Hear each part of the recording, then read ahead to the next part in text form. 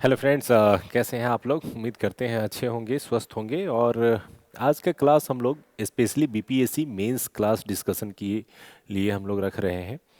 क्योंकि ऐसा देखा गया है कि पीटी जो है वो ऑब्जेक्टिव बेस्ड प्रश्न होते हैं, बहुत सारे छात्र इसको अटेम्प्ट करते हैं, लेकिन मेंस एक हमेशा से रहा है जिसको लेकर के ये मन में रहता है कि मेंस कैसा होता है, कैसे लिखें, या लिखने के डर से बहुत सारे लोग अटेम्प्ट नहीं लेते हैं। तो अभी रिसेंटली जो 69 का जो बीपीएससी मेंस हुआ था, उस मेंस से रिलेटेड हम लोग क्वेश्चन को डिस्कस करेंगे। खास करके जो सभी पेपर के एग्ज़ाम हुए हैं उनको आज हम लोग जो डिस्कस करने वाले हैं वो जीएस पेपर 1 के अंतर्गत जो हिस्ट्री खंड है उसको एक एक सेक्शन को हम लोग डिस्कस करेंगे, और उसके थ्रू हम लोग जो 69th बीपीएससी मेंस का जो एग्ज़ाम हुआ था उसके डर को आपको ख़त्म करना चाहेंगे कि कैसे मेंस होता है। इसके अंतर्गत हम लोग दोनों पेपर डिस्कस कर लेंगे, जीएस पेपर 1 और जीएस पेपर 2, ये दोनों का डिस्कशन होगा। साथ ही साथ जो निबंध का पेपर हुआ है जिसको लेकर के भी काफ़ी मन में अब डर बन रहा है कि निबंध का पेपर कैसे लिखे, तो इसको भी हम लोग डिस्कस करेंगे कि निबंध के उत्तर को कैसे लिखा जाता है। एक मॉडल और एक प्रारूप उत्तर भी आपको लिख करके दिखाएंगे कि कैसे इस प्रश्नों का उत्तर लिखा जा सकता है। तो चलिए आज के पहले सेक्शन में हम लोग हिस्ट्री पार्ट 1 को, जो कि हिस्ट्री का ही खंड है जो पेपर 1 के अंतर्गत आता है, क्या पूछे गए थे और कैसा इसका उत्तर होना चाहिए उस पर थोड़ा सा चर्चा करते हैं। कैसे इसका प्रश्न का उत्तर लिखा जाना चाहिए, कैसे इसके बारे में अप्रोच करना चाहिए, उन सभी बेसिक चीज़ों को आज की वीडियो में हम लोग देखेंगे। सबसे पहले आप थोड़ा सा देखें कि सेक्शन 1 में जो प्रश्न पूछे गए थे वो प्रश्न कैसे पूछे गए थे, कौन कौन से प्रश्न पूछे गए थे उनको थोड़ा देखते हैं। तो प्रश्न दो कैटेगरी में पूछे जा रहे हैं। एक तो पूछा जा रहा है जिसमें आपको शॉर्ट क्वेश्चन पूछे जा रहे हैं, छोटे प्रश्न पूछे जाते हैं कम शब्दों में लिखने के लिए, और दूसरा जो है लॉन्ग यानी दीर्घ उत्तरीय प्रश्न पूछे जाते हैं जिसमें बड़े प्रश्नों को लिखा जाता है अधिक शब्दों में। शॉर्ट क्वेश्चन में जैसे निम्नलिखित पर संक्षिप्त टिप्पणियां लिखिए। अब ये प्रश्न आया, इसमें 5 शॉर्ट क्वेश्चन दिए गए और पांचों अनिवार्य हैं, यानी पांचों आपको लिखना है। पहला प्रश्न है भारतीय परिषद अधिनियम 1892, इंडियन काउंसिल एक्ट 1892। दूसरा है संथाल विद्रोह। तीसरा है चंपारण सत्याग्रह। और चौथा है मौर्य काल की कला और वास्तुकला। और पांचवा प्रश्न है प्राचीन काल में पूर्वी भारत के गुफा चित्र। ये पूरी तरह से सिलेबस का ही पार्ट है। जब हम अगर ध्यान से देखते हैं बीपीएससी का सिलेबस तो आर्ट एंड कल्चर से पढ़ना है, और आर्ट एंड कल्चर से आप यहाँ देख सकते हैं दो प्रश्न आए हुए हैं, एक प्राचीन काल में गुफा चित्र और दूसरा आया हुआ है मौर्य काल में कला। इसके अलावा ट्राइबल सेक्शन पढ़ना है, ट्राइबल सेक्शन से संथाल विद्रोह पूछा गया है, और चंपारण सत्याग्रह जो है वो स्पेशली किसान और किसानों के आंदोलन और राष्ट्रीय आंदोलन वाले सेक्शन से पूछा गया है। इसके अलावा भारत परिषद अधिनियम जो है वो भारतीय राष्ट्रीय आंदोलन के सेक्शन से पूछा गया है। तो यानी ऑलमोस्ट सारे प्रश्न जो है आपको दिखाई दे रहे हैं जो कि सिलेबस के अंदर थे। दीर्घ उत्तरीय प्रश्नों में देखें तो बड़े प्रश्नों में आपके पास एक बड़ा अच्छा ऑप्शन होता है कि दो प्रश्न होंगे, इन दोनों में से किसी एक को चुन ले सकते हैं, क्योंकि इसमें अथवा या और लगा हुआ रहता है, यहां से आप प्रश्न को चुन सकते हैं। जैसे यहाँ पर दीर्घ उत्तरीय प्रश्न में प्राचीन काल में बिहार शिक्षा और अध्यात्म का केंद्र रहा, इसकी विस्तृत व्याख्या करें, इसको भी हम लोग देखेंगे। इसके अलावा पूछा गया कि चंपारण नील आंदोलन का मूल्यांकन कीजिए तथा भारतीय स्वतंत्रता संघर्ष पर इसके प्रभावों की चर्चा कीजिए। जो भी छात्र इसको थोड़ा सा ध्यान से पढ़ते हैं आसानी से दोनों सेक्शन में, ये दोनों प्रश्नों में से कोई एक प्रश्न वो आसानी से लिख सकते हैं। कैसे लिखेंगे इस पर भी हम लोग आएंगे। फिर एक और हिस्ट्री से प्रश्न था जिसमें था कि भारतीय राष्ट्रीय कांग्रेस आंदोलन के उदारवादी चरण के योगदान का आलोचनात्मक परीक्षण करें। और दूसरा था बिहार में आधुनिक शिक्षा के विकास और उसके प्रभाव को रेखांकित कीजिए। तो दोनों सिलेबस का है, ये थोड़ा सा अलग आया था लेकिन ये पूरी तरह से पहले भी सिलेबस का पार्ट रहा है, तो इससे प्रश्न आए। यानी शॉर्ट प्रश्न पांचों अनिवार्य हैं और 4 लॉन्ग में से 2 लॉन्ग प्रश्न आपको मुख्य परीक्षा में जीएस पेपर 1 में हिस्ट्री के खंड में लिखने होते हैं। तो चलिए थोड़ा सा आप देखते हैं कि प्रश्नों को कैसे लिखा जाता है और कैसे अप्रोच किया जाता है। सबसे पहले मुख्य परीक्षा के किसी भी उत्तर को लिखने के लिए आपको ये 3-4 बातें जो है वो सबसे इंपॉर्टेंट होती हैं, इसको हमेशा ध्यान रखना है। पहला, सबसे पहले जब भी कोई प्रश्न लिखना आपको हो तो उस प्रश्न को कम से कम 2 बार पढ़ें। यानी प्रश्न को पढ़ करके ये तय करें कि आखिर लिखना क्या है। कई बार क्या होता है कि हम लोगों को लिखना कुछ और होता है और प्रश्न ध्यान से नहीं पढ़ने के कारण किसी और डायरेक्शन में लिख देते हैं, जिसके कारण आपको मार्क्स बहुत काट लिए जाएंगे और बहुत कम मार्क्स मिलेंगे, क्योंकि पूछा कुछ और गया था, आपने लिखा कुछ और है। तो इसीलिए ये जो है कि सबसे पहले प्रश्न को कम से कम 2 बार ध्यान से पढ़े, तो इसको ध्यान दें। दूसरा, जब आप प्रश्न पढ़ लेते हैं तो प्रश्न को विभिन्न खंडों में विभाजित करें, यानी प्रश्न के जो उत्तर है उसको कई पार्ट में तोड़ने का काम करें। जैसे किसी प्रश्न में, एक ही प्रश्न में 3-4 खंड बनाए जा सकते हैं, तो इसलिए उनको क्या करेंगे, डिवाइड करेंगे। दिखाएंगे अभी आपको हम कैसे हम लोग करते हैं। फिर तीसरा है, सभी खंडों में शब्दों की संख्या जो है वो पहले ही चिन्हित कर लें कि मैं किस पार्ट पे कितने शब्द लिखूंगा, और इससे क्या होगा, आपका जो क्वेश्चन का आंसर है वो संतुलित रहेगा और सही डायरेक्शन में और सही शब्दों में समाप्त हो जाएगा। अन्यथा काफी समय लगेगा। जैसे शॉर्ट प्रश्न जब हम लोग लिखते हैं तो लगभग 150 शब्द, यानी ये 140 भी हो सकता है, 160 या 170 भी हो सकता है, लेकिन औसतन 150 शब्दों के आसपास शॉर्ट क्वेश्चन के आंसर को लिखा जाता है। जब आप लॉन्ग प्रश्न लिखते हैं तो वो 350 से लेकर के 400 शब्दों में लिखे जाते हैं। तो इस तरह से चूंकि आपके पास शब्द की संख्या तय है, तो ये बहुत जरूरी होता है कि जब आप उत्तर लिख रहे हैं तो पहले ही डिसाइड करिए कि किस तरह की प्रवृत्ति का प्रश्न है और कितने खंडों में कितने शब्दों को हम लोग लिखेंगे। फिर सबसे लास्ट में है कि आवश्यक स्थान आप पहले ही चिन्हित कर लें जहां पर आप मैप का या ग्राफ का या चित्र का उपयोग करने वाले हैं। यानी ऐसे जगहों को अगर आप चिन्हित कर लेंगे तो क्या होगा कि प्रश्न के लिखते के दौरान आप भूलेंगे नहीं कि यहाँ पे हमको ग्राफ बनाना था, यहाँ पे हमको मैप बनाना था। अन्यथा आप प्रश्न लिख लेंगे और बाद में याद आएगा कि इसमें हम कोई मैप ऐड कर सकते थे या चित्र हम बना सकते थे। अब वो बाद में याद आने का कोई मतलब नहीं रह जाता है। तो ये 3-4 स्टेप है, इनको ध्यान में रखेंगे। अब चलिए इन प्रश्नों को थोड़ा सा लिखने का आपको दिखाते हैं कि एक मॉडल उत्तर किस तरह का हो सकता है और कैसे इसको लिखेंगे। जैसे सबसे पहले आते हैं कि पहला जो प्रश्न था उस पर हम लोग आते हैं। पहला प्रश्न था, भारतीय परिषद अधिनियम 1892, इसके बारे में बताइए। तो चूंकि प्रश्न इतना ही है तो आपको लिखना कितने शब्दों में है, लगभग 150 शब्दों में इस प्रश्न का उत्तर आपको देना है। और सबसे पहला काम क्या करेंगे, प्रश्न को 2 बार ध्यान से पढ़ेंगे कि भारतीय परिषद अधिनियम 1892 ही लिखना है।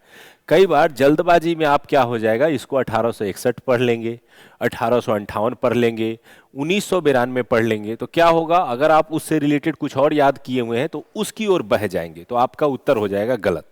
इसलिए प्रश्न हमेशा से ध्यान से पढ़ना है और इस प्रश्न में 1892 के परिषद अधिनियम को लिखना है। अब उसको लिखने के लिए सबसे पहले उसको हम विभाजित करेंगे कि कितने पार्ट में हम इसको बांट के लिख सकते हैं। तो पहला पार्ट क्या हो जाएगा, इंट्रोडक्शन, जिसको हम लोग भूमिका कहते हैं। किसी भी प्रश्न को लिखने से पहले, यानी उसके लिखने के क्रम में सबसे पहला पैराग्राफ जो होता है उसको हम लोग इंट्रोडक्शन या भूमिका कहते हैं, जिसमें उस प्रश्न की व्यवहारिक जानकारी दी जाती है। दूसरा, अब चूंकि ये 1892 से संबंधित प्रश्न है तो इसके जो इंपॉर्टेंट फैक्ट थे या इंपॉर्टेंट प्रावधान थे, उन प्रावधानों को हम इसमें डालेंगे। तीसरे पार्ट में इसके महत्व की चर्चा करेंगे कि ब्रिटेन की दृष्टि से क्या महत्व था और भारतीय दृष्टि से इसका क्या महत्व था, और लास्ट में 2 लाइन का इंट्रोडक्शन दे करके हम लोग इसको खत्म करेंगे। तो यानी हम लोगों ने पार्ट वाइज डिवाइड कर लिया।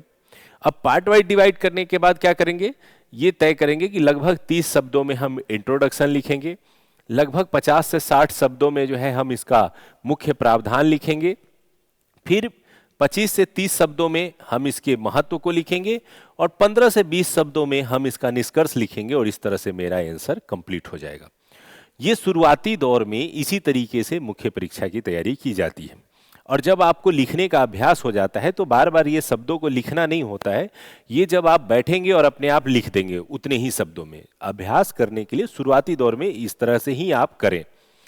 अब आते हैं इस प्रश्न के उत्तर की ओर। तो उत्तर की ओर आने के लिए आपको किसी भी प्रश्न के कंटेंट को समझने की जरूरत है।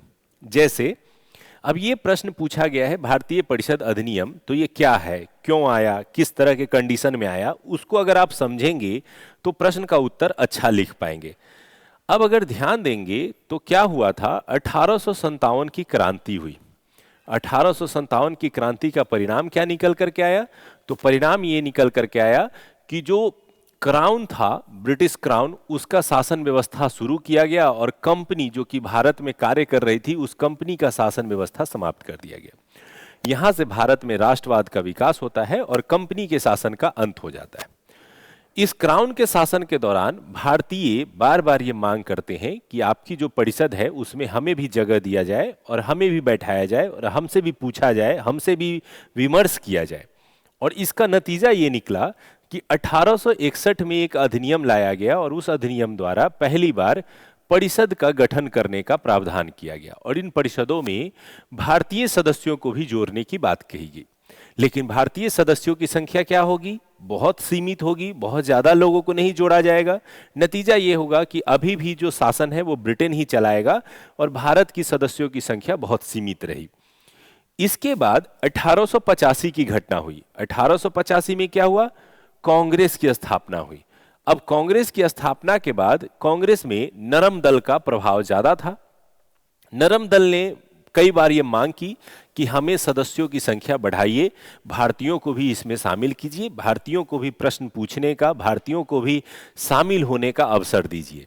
और इन्हीं चीजों को ध्यान में रखते हुए लाया गया ब्रिटेन के द्वारा भारतीय परिषद अधिनियम 1892। अब इस समय तक भारत में क्या हो रहा था? तो राष्ट्रवाद का विकास हो रहा था और ये राष्ट्रवाद ही इस पूरे परिषद अधिनियम पर केंद्रित था। तो हम जब इंट्रो लिखेंगे, इसके प्रावधान लिखेंगे, इसके महत्व लिखेंगे, तो ये जो स्टोरी है इसके पीछे जो चल रही थी उस समय भारतीय इतिहास में, इसकी समझ को वहां डालने का प्रयास करेंगे। अब आइए देखते हैं कि कैसे इसको हम लोग करते हैं। सबसे पहले भूमिका, इंट्रोडक्शन। इस प्रश्न का क्या लिखेंगे कि कांग्रेस की स्थापना के बाद भारत में उभरते हुए राष्ट्रवाद को देखते हुए भारतीय ब्रिटिश संसद द्वारा पारित भारतीय परिषद अधिनियम 1892 में भारत में विधायी परिषदों के आकार में वृद्धि की गई तथा भारतीय प्रतिनिधियों को इसमें शामिल करने का प्रयास किया गया। यानी हम एक इंट्रोडक्शन में उसके व्यवहारिक चीजों को जानकारी देंगे। इसमें दो चीजों को हमने जोड़ दिया। एक जोड़ा कि कैसे कांग्रेस की स्थापना के बाद से ही जो राष्ट्रवाद बहुत तेजी से बढ़ रहा था, उसके ही कारण ये भारत परिषद अधिनियम जो है वो आया और उसमें एक प्रभाव दिखता है कि जो भारत में विधान परिषदों का गठन हो रहा था उसमें भारतीय प्रतिनिधियों यानी जो पार्टिसिपेंट करने वाले भारतीय थे उनको बढ़ावा देने का कार्य किया गया। तो ये इंट्रोडक्शन से आप शुरू कर सकते हैं। अब उसके बाद लिखेंगे कि 1892 के इस अधिनियम के इंपॉर्टेंट प्रावधान क्या थे, जो कि फैक्ट है, जो कि आपको याद करके जाना पड़ेगा। ये सारी घटनाएं आप टू द पॉइंट वहीं सोच सकते हैं, वहीं लिख सकते हैं एग्जामिनेशन हॉल में या टेस्ट में, लेकिन जो मुख्य फैक्ट होते हैं इनको आपको याद रखना पड़ता है। अब इस प्रावधान के अंतर्गत ये 1892 का जो अधिनियम आया उसमें क्या क्या इंपॉर्टेंट प्रावधान थे। 1861 की तुलना में जब परिषदों के आकार को बढ़ाने की मांग की जा रही थी भारतीयों के द्वारा, तो उसको ध्यान में रखते हुए इसके सदस्यों की संख्या में क्या कर दिया गया? बढ़ोतरी कर दिया गया। और केंद्रीय परिषद में सदस्यों की संख्या कम से कम 10 होनी चाहिए और अधिक से अधिक 16 होनी चाहिए, ये भी तय कर दी गई। दूसरी तरफ प्रांतीय परिषद में, जो कि स्टेट लेवल का जो विधानसभा होता था, उसकी भी संख्या बढ़ाई गई। जैसे बंगाल और मद्रास में सदस्यों की संख्या 20 कर दी गई, अवध और उत्तर प्रदेश में संख्या 15 कर दी गई और बंबई में इसकी संख्या बढ़ा करके 8 कर दी गई। और इस तरह से जो केंद्रीय परिषद और राज्य स्तरीय परिषद था उन दोनों में सदस्यों की संख्या बढ़ गई, जो कि भारतीयों की एक मांग थी, उसको पूरा किया गया। लेकिन फिर भी अगर एक राज्य के लिए केवल 20 सदस्य है तो इसका मतलब है कि अभी भी सदस्यों की संख्या और बढ़ाने की जरूरत थी। उसके बाद सदस्यों को बजट या सार्वजनिक हित के जो मामले होते थे उन पर प्रश्न पूछने का अधिकार दिया गया, जो कि सबसे इंपॉर्टेंट है और कई बार एग्जाम में आया है। क्योंकि 1861 में परिषद में सदस्यों को चुना गया था लेकिन उन्हें बजट पर प्रश्न पूछने का अधिकार नहीं था। लेकिन यदि वो बजट पे प्रश्न पूछते थे और उससे कोई और प्रश्न निकल करके आता था तो उसे कहा जाता था पूरक प्रश्न। इन प्रश्नों को पूछने का अधिकार नहीं दिया गया। तो ये प्रमुख फैक्ट में आप इसमें डाल सकते हैं। फिर लास्ट है, परिषदों को गवर्नर जनरल वायसराय की अनुमति से कानून बनाने का अधिकार दिया गया था।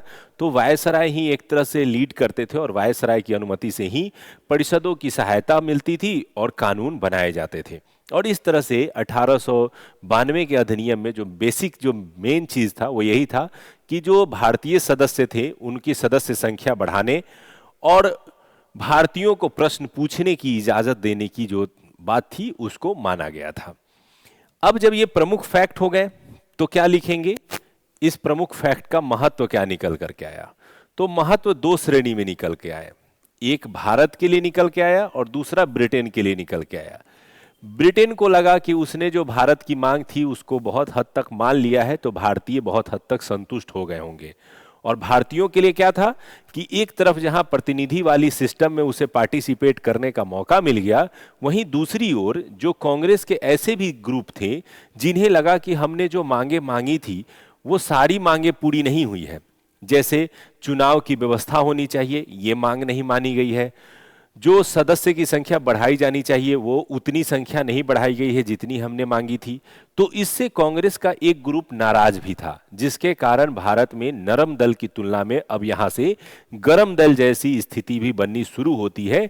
और उदारवादी जो चरण था या उदारवादी जो व्यवस्था थी भारत में राष्ट्रवाद की, उसमें थोड़ा सा बदलाव देखने को मिलता है।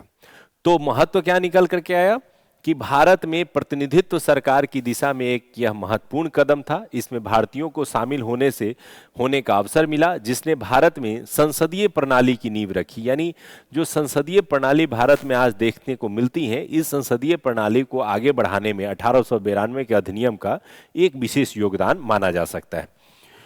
हालांकि चुनाव सुधारों को नहीं अपनाने के कारण, प्रतिनिधियों की संख्या भी सीमित रूप से बढ़ाने के कारण गरम दल के रूप में क्रांतिकारी राष्ट्रवाद का भी उदय इसके महत्व या इसके प्रभाव के रूप में देखने को मिलता है। और फिर लास्ट में क्या करेंगे, एक निष्कर्ष लिखेंगे कि भारत में संवैधानिक विकास एवं प्रतिनिधित्व प्रणाली के स्थापना के क्षेत्र में 1892 के अधिनियम को विशेष स्थान दिया जा सकता है। हालांकि इसने सीमित प्रतिनिधित्व ही दिया, लेकिन भारत में जो प्रतिनिधित्व प्रणाली या आज का जो हमारा संसदीय और विधानमंडल वाली व्यवस्था है, इस व्यवस्था को भारत में आगे बढ़ाने में एक महत्वपूर्ण रोल अदा करता है 1892 का अधिनियम। तो इस तरीके से आप किसी क्वेश्चन को थोड़ा फ्रेम करके आप लिखेंगे तो आप निश्चित शब्दों की संख्या में, आप कम समय में और इंपॉर्टेंट पॉइंट को लिख करके आप उत्तर को कंप्लीट कर सकते हैं। जब फैलेंगे तो पता चलेगा कि कहानी बहुत सारी लिख दी है आपने, लेकिन काम की चीजें बहुत कम लिखी हैं। तो इसलिए वैसे चीजों से बचना है। अब आइए थोड़ा सा ऐसे प्रश्नों की ओर चलते हैं जो आप भली भांति परिचित है। अब जैसे संथाल विद्रोह, जो कि आपने पीटी के दौरान और अपने पढ़ाई के दौरान कई बार पढ़ा होगा, लेकिन संथाल विद्रोह से अगर प्रश्न आते हैं तो आप कैसे उसको डील करेंगे। अब इसी प्रश्न को अगर लंबा लिखा हुआ रहता तो उसमें खुद बताते कि इसका प्रभाव लिखना है, कि इसका महत्व लिखना है, कि इसके कारण लिखने हैं। लेकिन जब कुछ भी नहीं लिखा हो, सिर्फ लिखा हुआ हो कि संथाल विद्रोह, तो हमेशा ध्यान देंगे कि इसके सभी एस्पेक्ट पे थोड़ा थोड़ा परिचय जरूर देना है। तो पहले क्या करेंगे, प्रश्न पढ़ेंगे। दूसरा क्या करेंगे, प्रश्नों को डिवाइड करेंगे। डिवाइड करने में सबसे पहले क्या आएगा, भूमिका। भूमिका कितने शब्दों में, तो 20 से 25 शब्दों में। कारण कितने, तो 25 से 30 शब्दों में। घटनाक्रम तो 30 से 40 शब्दों में। परिणाम तो 25 से 30 शब्दों में। और निष्कर्ष 15 से 20 शब्दों में लिख करके खत्म करेंगे। और इस तरह से लगभग 150 शब्दों में आप अपने प्रश्न के उत्तर को कंप्लीट कर पाएंगे। अन्यथा आप फैल जाएंगे और 8 नंबर के प्रश्न में यदि आप बहुत समय लगा देंगे तो क्या होगा, दूसरे प्रश्न आपसे छूट जाएंगे और आप एग्जाम नहीं निकाल पाएंगे। तो दो चीजें होती है, एक तो प्रश्न सही और सही तरीके से लिखा जा सके, दूसरा समय के अंदर लिखा जा सके ताकि एग्जाम पास हो सके। क्योंकि मूल उद्देश्य क्या होता है इन परीक्षाओं को देने का, एग्जाम निकालना। एग्जाम दो ही तरीके से निकलेंगे, जब सभी प्रश्नों के सही तरीके से आप सही समय में अटेम्प्ट ले पाते हैं, तो उसी से निकलता है। तो चलिए इस प्रश्न पे आते हैं जो संथाल विद्रोह का है उसको। संथाल विद्रोह की जब भूमिका में चलेंगे तो बहुत सामान्य भूमिका आप इस तरह से आप लिख सकते हैं कि 19वीं सदी के भारतीय इतिहास में संथाल विद्रोह ब्रिटिश उपनिवेशवादी जो विद्रोह थी, जो व्यवस्था थी, उसके खिलाफ सबसे पहली तीव्र और सशक्त जन विद्रोह के रूप में देखने को मिलती है। इसमें इनको आप भूमिका के साथ ऐड कर सकते हैं, इसे पैराग्राफ में ही लिखिएगा, बुलेट में हमने आपको समझाने के लिए लिखा है। आप इससे भी शुरू कर सकते हैं कि भारत में जो ब्रिटिश उपनिवेशिक शासन व्यवस्था थी उसके खिलाफ कई जनजातीय विद्रोह हुए, जैसे उदाहरण के लिए तमार विद्रोह, हो विद्रोह, कोल विद्रोह, भूमिज विद्रोह आदि हुए। लेकिन संथाल विद्रोह एक पहली ऐसी प्रतिक्रिया थी जो कि काफी तीव्र और सशक्त थी, जिसने ब्रिटिश शासन को अपनी पॉलिसी, अपनी व्यवस्था को बदलने के लिए विवश कर दिया था। इस शासन व्यवस्था को बदलने वाली इस आंदोलन को इतना महत्वपूर्ण इसलिए भी माना जाता है क्योंकि कार्ल मार्क्स ने अपनी पुस्तक नोट्स ऑन इंडियन हिस्ट्री में संथाल हूल को सबसे पहली जन क्रांति की संज्ञा दी है। तो इस तरह से ये इंपॉर्टेंट पॉइंट रहे हैं जिसको आप बना करके आप एक आसानी से जो है इंट्रो बना सकते हैं। थोड़ा सा उस इंट्रो में आप चाहें तो इसकी भी चर्चा कर सकते हैं कि विद्रोह का प्रभाव क्षेत्र मूल रूप से भागलपुर से राजमहल की पहाड़ी क्षेत्र तक था, जो इलाका एक विस्तृत नाम से जाना जाता था जिसके दामन एकोह कहा जाता है, और इस क्षेत्र के समुदाय ने ही ब्रिटिश शासन व्यवस्था का विरोध किया था। तो यानी अगर आपको एक इंट्रो बनाना हो तो उसके कई तरीके हो सकते हैं। जैसे मैं उदाहरण के लिए बताता हूं, पहला आप बना सकते हैं कि ब्रिटिश शासन व्यवस्था जो एक शोषणकारी व्यवस्था थी जिसने भारतीय समाज में आर्थिक, राजनीतिक, सामाजिक बदलाव लाने का प्रयास किया, जिसके विरोध में कई जनजातीय विद्रोह हुए, उसी में से सबसे प्रमुख और सबसे पहला और सबसे सशक्त विद्रोह था संथाल विद्रोह। दूसरा शुरू कर सकते हैं कि बिहार और झारखंड के क्षेत्र में राजमहल पहाड़ियों से लेकर के भागलपुर के क्षेत्र में रहने वाले जनजाति समुदाय संथाल, जिसे जनजाति क्षेत्र को दामन ए कोह के नाम से जाना जाता था, वहाँ के जनजातीय समूहों ने लगभग 1855-56 में एक विद्रोह किया था जिसे संथाल विद्रोह के नाम से जाना जाता है। इस संथाल विद्रोह की तीव्रता और संघर्ष को देखते हुए कार्ल मार्क्स ने इसे प्रथम जन क्रांति की संज्ञा दी है। इन दोनों तरीके से आप लिख सकते हैं, बशर्ते कि आपका कंटेंट जो है वो अच्छा होना चाहिए, शैली अच्छी होनी चाहिए, शब्दों का चयन अच्छा होना चाहिए, एक लाइन जब शुरू हो तो वो खत्म होना चाहिए, शब्द के लाइन छोटे छोटे होने चाहिए, 15-20 शब्दों से बड़े लाइन ना लिखें। यानी 40-50 शब्दों के एक लाइन अगर आपके बनते हैं तो उससे बचिए, छोटे छोटे लाइन बनाइए, उससे आप आसानी में लिख पाएंगे और आपकी बातें भी सामने वाले को अच्छे ढंग से समझ में आएगी। यानी जो कॉपी चेक करेंगे वो आपकी जो कहने की आप जो भावना है उसको वो अच्छी तरह से समझ पाएंगे। तो इस तरह से आप इसका इंट्रो लिख सकते हैं। अब संथाल विद्रोह का पहला पार्ट था इंट्रो, दूसरा पार्ट था कि ये संथाल विद्रोह हुआ क्यों। तो संथाल विद्रोह के होने के पीछे कई कारण थे। चूंकि ये लॉन्ग क्वेश्चन के अंतर्गत आता है इसलिए मैंने थोड़ा सा इसको और डिटेल में बताया है, ताकि अगर लॉन्ग क्वेश्चन के रूप में भी आप इसको पढ़ना चाहें तो यहां से आप देख सकेंगे। 1765 ईस्वी में क्या हुआ था कि बंगाल की दीवानी अधिकार जो है वो मिल गई थी अंग्रेजों को। जो इलाहाबाद के संधि के बाद आपने पढ़ा होगा कि बंगाल की दीवानी का अधिकार जो है वो अंग्रेजों को मिल गया। अंग्रेजों ने क्या किया कि उसके बाद उस क्षेत्र में साम्राज्य विस्तार करना शुरू किया, और इसी का नतीजा था कि वे जनजातीय क्षेत्रों में भी अपना साम्राज्य विस्तार करते हुए पहुंच गए। और जनजातियों के क्षेत्र में पहुंचने के बाद वहां के लोगों के आर्थिक, सामाजिक जीवन में परिवर्तन करना शुरू कर दिया। इसका रीजन क्या था? तो रीजन स्पष्ट था कि अंग्रेज भारत किस लिए आए थे, तो वो आए थे व्यापार करने, कमाने, और वो अगर पैसा कमाना चाह रहे हैं तो वो आपके हिसाब से चलेंगे तो निश्चित रूप से उनको पैसा नहीं मिलेगा। तो इसलिए उन्होंने हमेशा कोशिश की कि वो अपने पैसे जो है वो अपने तरीके से कमाएं, और अपने तरीके से कमाने के लिए उन्हें आर्थिक, राजनीतिक, सामाजिक ढांचे को बदलना पड़ता था। और जब जनजातीय क्षेत्रों में जाकर के उन्होंने यही प्रवृत्ति अपनाई तो जनजातियों ने उनका विरोध किया, और उसी विरोध का नतीजा था संथाल विद्रोह। उन्होंने जो ये आर्थिक, राजनीतिक, सामाजिक जीवन में बदलाव किए, तो आर्थिक क्षेत्र में क्या बदलाव किए? संथाल परगना क्षेत्र जो कि जनजातियों का क्षेत्र था, वहां एक झूम कृषि की प्रथा थी। झूम कृषि क्या होती थी? तो जो पहाड़ी ढलानों पर या ऐसे क्षेत्र जहां पर पेड़ पौधे अधिक हैं उनको काट करके जो है खेती की जाती थी। अंग्रेजों ने कहा कि नहीं, वन जो क्षेत्र है ये वन क्षेत्र हमारा है। नतीजा क्या हुआ कि वन क्षेत्रों पर अधिकार खोने के कारण उनकी झूम कृषि पर प्रतिबंध लगा दिया गया। जो लगान भू राजस्व के रूप में संथाल देते थे उन्हें 3 गुना से अधिक बढ़ा दिया गया। नतीजा ये हुआ कि वहां की आर्थिक स्थिति बदलने लगी और जो जनजातीय समुदाय थे वो पिछड़ने लगे। दूसरी ओर उसी समय में भागलपुर से वर्धमान रेल लाइन बन रही थी और इस रेल लाइन में संथाल मजदूरों को लगाया गया, उनसे मजदूरी कराई गई, लेकिन जब वेतन देने की बात आई तो उन्होंने वेतन देने से इनकार कर दिया या नाम मात्र के वेतन दी गई, जिसके कारण उन्होंने विरोध करना शुरू किया। इसके अलावा महिलाओं के साथ होने वाले अत्याचार वो भी एक कारण बना था। नए वन कानून लाए गए और वनों पर जो अधिकार था जनजातियों का उस पर प्रतिबंध लगा दिया गया। अब जिन जनजाति क्षेत्रों के द्वारा वनों को अपना संपत्ति माना जाता हो, अपने मूल संपत्ति माना जाता हो, और उन पर अगर प्रतिबंध लगा दिया जाता है तो स्वाभाविक रूप से जो है वो विरोध करने के लिए बाध्य हो जाएंगे। तो आर्थिक कारण में ये 2-3 बिंदु हैं जिसके कारण उन्होंने विद्रोह किया था। आर्थिक कारण के अलावा अन्य भी कारणों में अगर देखें, जैसे सामाजिक कारण, तो संथाल क्षेत्र में उनकी एक सामाजिक व्यवस्था थी जिसे माझी व्यवस्था कहा जाता है। इस माझी व्यवस्था में स्थानीय स्तर पर ही निर्णय लिए जाते थे और सोसाइटी का गठन किया जाता था जिसे माझी व्यवस्था कहते हैं। अब इस माझी व्यवस्था को भी उन्होंने परिवर्तित कर दिया और इस पर रोक लगा दी और इसमें हस्तक्षेप करना शुरू कर दिया। तीसरा था राजनीतिक कारण। राजनीतिक कारण था कि संथाल परगना क्षेत्र में जो उनका एक ग्रुप समुदाय था जो एक पंचायती सिस्टम की तरह काम करता था जिसका नाम था परहा पंचायत व्यवस्था। इस व्यवस्था के तहत वो स्थानीय निर्णय खुद लेते थे, खुद ही किसी को अपराधी घोषित करना और उसे सजा देने का काम करते थे।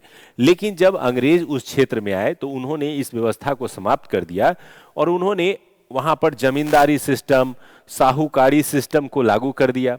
नतीजा ये हुआ कि जनजातियों को ये लगने लगा कि हमारी जो व्यवस्था है उसको बदला जा रहा है। इसके अलावा धार्मिक कारण भी इसका प्रमुख कारण था।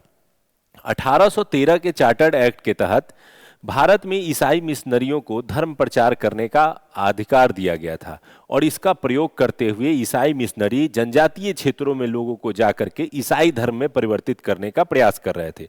नतीजा ये हुआ कि इसका विरोध हुआ और ये भी एक प्रमुख कारण बन गया। यानी जनजातीय क्षेत्रों में ईसाई मिशनरियों के हस्तक्षेप के कारण भी जो वहां के सामुदायिक जो जीवन था उसको नुकसान पहुंच रहा था।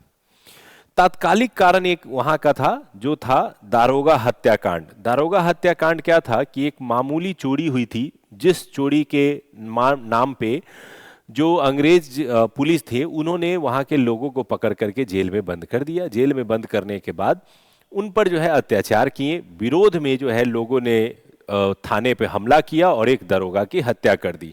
इस घटना के बाद अंग्रेजों ने दमन की कार्रवाई शुरू की और इस दमन की कार्रवाई के अगेंस्ट में संथालों ने जो है विद्रोह शुरू कर दिया। तो इस तरह से आप कारण को एक साथ भी लिख सकते हैं और अलग अलग बांट करके भी उन कारण को आप दिखा सकते हैं। अब इन कारणों पे चर्चा करने के बाद जो अगला है वो है घटनाक्रम, कि आखिर इस घटनाक्रम में हुआ क्या था। तो हुआ ये कि ब्रिटिश के जो अन्यायपूर्ण व्यवस्था थी, जो शोषण था, उसके खिलाफ में संथालों का एक समूह जो है वो एक जगह इकट्ठा हुआ और इकट्ठा होकर के उन्होंने 6000 प्रतिनिधि जो है वो इकट्ठा कब हुए थे तो भगनी डीह नामक एक गांव था जहां पर 30 जून 1855 को वो एकत्रित हुए और वहां एकत्रित होकर के ये निर्णय लिया कि हम लोग अपनी शासन व्यवस्था रखेंगे, हम लोग अंग्रेजों को भगा देंगे। और इसके लीडर के रूप में सिद्धू, कान्हू, चांद और भैरव, ये 4 जो नेतृत्व करता थे, इन्होंने नेतृत्व करना तय किया। इसके बाद उन्होंने अंग्रेजों के खिलाफ जो शासन को समाप्त करने के लिए जो कार्रवाई हो सकती है उसको आगे बढ़ाना शुरू किया और स्थानीय राज्य जिसका नाम था अबुआ राज्य, उसकी स्थापना करने का प्रयास शुरू कर दिया। देखते ही देखते विद्रोहियों की संख्या बढ़ करके 60,000 हो गई और वो अपने परंपरागत हथियार, तीर, भाले, इसके साथ वो उन्होंने ब्रिटेन का सामना करना शुरू कर दिया। लेकिन होगा क्या कि ब्रिटेन के पास थे आधुनिक हथियार, गोला बारूद, और इनके पास थे परंपरागत हथियार। नतीजा ये हुआ कि बड़ी संख्या में संथाल लोग मारे गए, इनके लीडर भी सिद्धू और कान्हू जो है वो मार दिए गए। नतीजा ये हुआ कि देखते ही देखते संथाल विद्रोह अंत में असफल हो गया और विद्रोह समाप्त हो गया। तो इस पर जो है चर्चा थोड़ी सी करनी है। विद्रोह के विरोध में अंग्रेजों ने निर्दयतापूर्वक दमन की कार्रवाई की। सिद्धू कान्हू समेत कई लोगों को फांसी दे दी गई। लगभग 1500 से अधिक लोगों की हत्या कर दी गई और इस तरह से 1856 में आते आते विद्रोह जो है 1856 के लास्ट तक पूरी तरह से क्या हो गया, समाप्त हो गया। विद्रोह के समाप्त होने की बात क्या हुआ, कुछ परिणाम निकल करके आए, उसकी चर्चा कर देंगे। परिणाम क्या निकल करके आया, तो दो परिणाम। एक डायरेक्ट परिणाम यह था कि विद्रोह तो असफल हो गया, लेकिन इस विद्रोह के डर से अंग्रेजों ने जनजातियों की बहुत सारी मांगे मान ली ताकि आगे ये विद्रोह ना करें, और उसका परिणाम ये निकला कि भागलपुर से लेकर के वीरभूम तक के क्षेत्र को संथाल परगना यानी संथालों के लिए एक अलग जिला बना दिया गया। इस क्षेत्र में संथालों के जो भूमि और वन संबंधी अधिकार थे उसके लिए एक संथाल काश्तकारी अधिनियम बनाया गया, जिसके अनुसार वो अपने वन और जमीन का अधिकार रख सकते थे। इसके अलावा माझी व्यवस्था और परहा पंचायत की व्यवस्था, जो उनकी सामाजिक और राजनीतिक व्यवस्था थी, उसे फिर से लागू कर दिया। नतीजा होगा कि काफी हद तक संथाल के लोगों को संतुष्ट करने का प्रयास किया गया। लास्ट में निष्कर्ष लिखेंगे। निष्कर्ष हमेशा क्या होना चाहिए, पॉजिटिव होना चाहिए, क्योंकि इस निष्कर्ष के माध्यम से ही हम उत्तर को समाप्त करते हैं और एक मैसेज छोड़ना चाहते हैं कि इस पूरे प्रश्न को पढ़ने के बाद या समझने के बाद क्या निकल करके आया, निचोड़, वही होता है निष्कर्ष। भारतीय इतिहास में ब्रिटिश शासन के दोहरे औपनिवेशिक चरित्र, दोहरे औपनिवेशिक चरित्र का मतलब यह हुआ कि अंग्रेज एक तरफ कहते थे कि हम सिर्फ व्यापार करने आए हैं, और दूसरी तरफ वो व्यापार की आड़ में भारतीय सामाजिक, राजनीतिक, धार्मिक जीवन को बदलने का प्रयास कर देते थे। तो यानी वो व्यापारी नहीं बल्कि एक तरह से लुटेरे बन के भारत में आए थे और उपनिवेश की स्थापना करने आए थे। इस विषय की सबसे पहली बार अगर किसी ने दोहरे चरित्र को यानी दोहरे फेस को अगर किसी ने सबसे पहली बार पहचाना तो वो कौन थे, जनजाति थे। तो इसलिए भारतीय इतिहास में ब्रिटिश शासन के दोहरे औपनिवेशिक चरित्र को उजागर करने का पहला श्रेय जो है वो संथालों को ही दिया जाता है।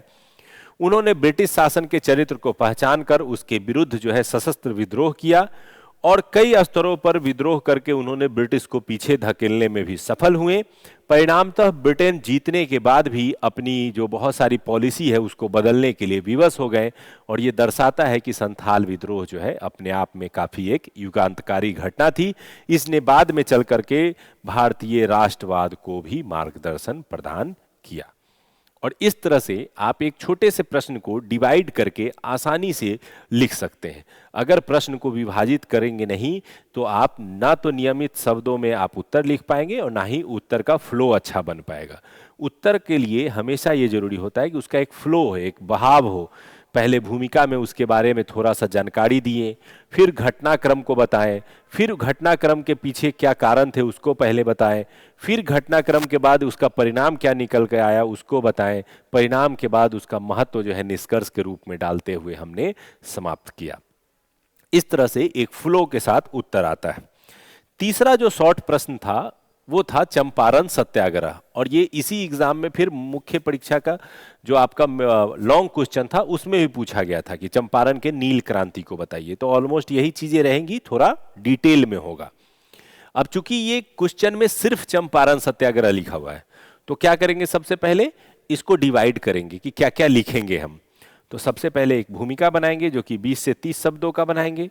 कारण लिखेंगे, ये कारण भी लगभग 30 शब्दों में लिखेंगे। घटनाक्रम लगभग 30 से 40 शब्दों में लिखेंगे। इसके परिणाम क्या निकल करके आए 25 से 30 शब्दों में लिखेंगे और 15 से 20 शब्दों में निष्कर्ष लिखेंगे। और इस तरह से आप डिवाइड करके आसानी से इस प्रश्न का उत्तर लिख सकते हैं।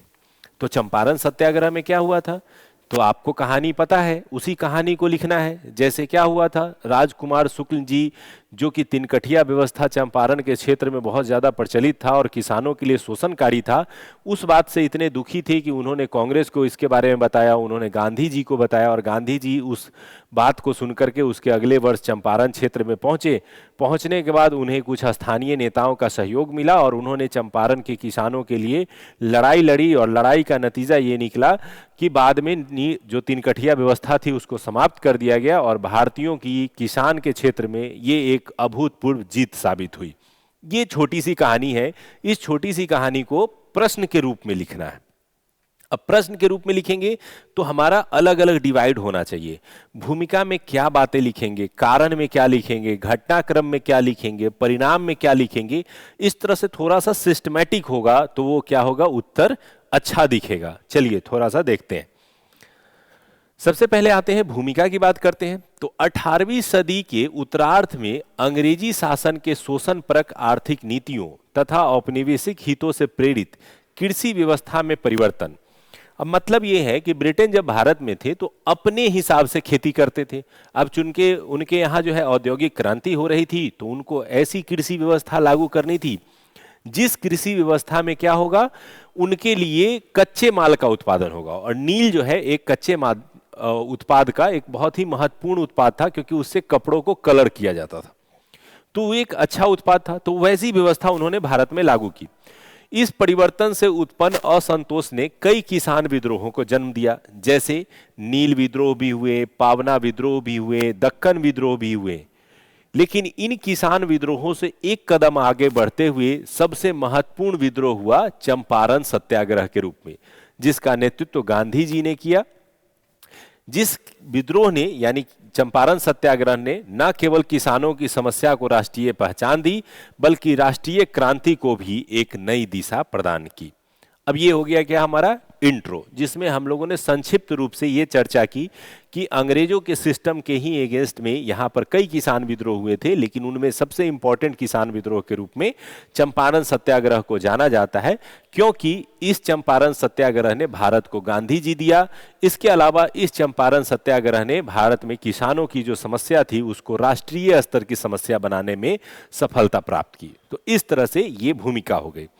भूमिका के बाद आते हैं कारण, कि क्या कारण थे कि ये चंपारण सत्याग्रह हुआ। तो कारण थे, पहला कारण था कि बिहार के चंपारण क्षेत्र में प्रचलित तिनकठिया प्रथा, और यही प्रथा सबसे महत्वपूर्ण कारण था।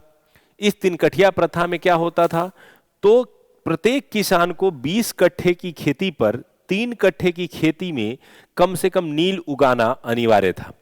यानी 1 बीघे की खेती में से 3 कट्ठे की जो क्षेत्रफल होता था उसमें नील की खेती करना अनिवार्य था।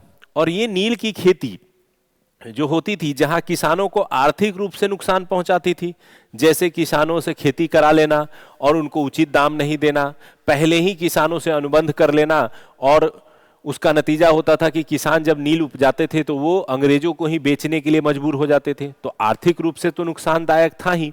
इसके अलावा जो नील की खेती थी वो भूमि की उर्वरता के लिए भी खराब था।